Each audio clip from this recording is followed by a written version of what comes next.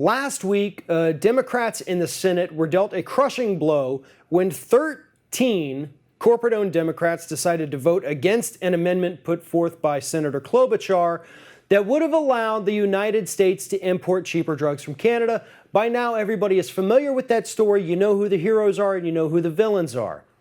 So here's the thing. Bernie Sanders, who played a large part in last week's legislation, he was a big supporter of it, co-signed it with Klobuchar. Yesterday, Tuesday of this week, Bernie Sanders says he's going to give these Democrats another shot to do the right thing. And he has announced that he's putting forth legislation that will allow Medicare and the government to negotiate drug prices for Medicare recipients in the United States.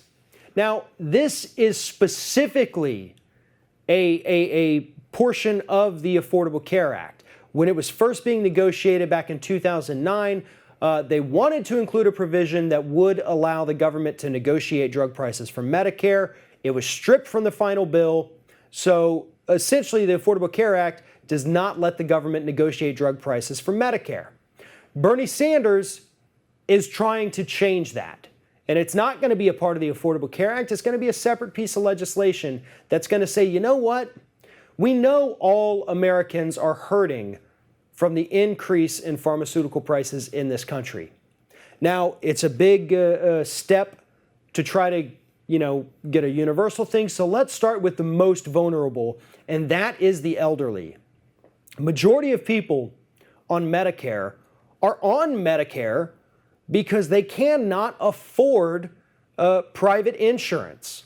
Now, some of them do have very small private insurance policies along with Medicare, but Medicare essentially was created and is still around because it's an insurance program for people who otherwise cannot get insurance. These people typically do not have a lot of money, and so they're still paying these astronomical prices for pharmaceuticals, and Bernie Sanders understands that.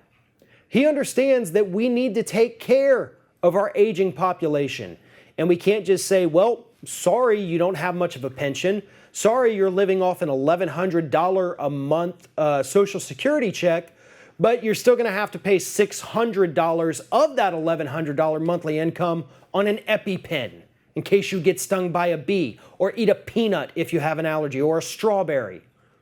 That's not fair to these people who worked their entire lives and, through whatever circumstances weren't able to pay into a pension. Or maybe they did.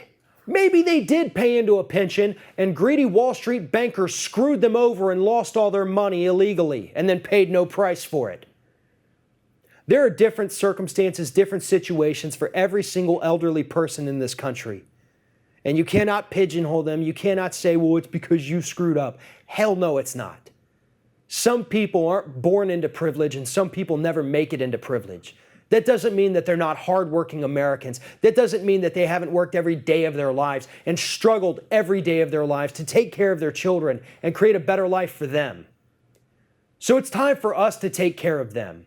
It's time for us to follow Bernie Sanders' lead.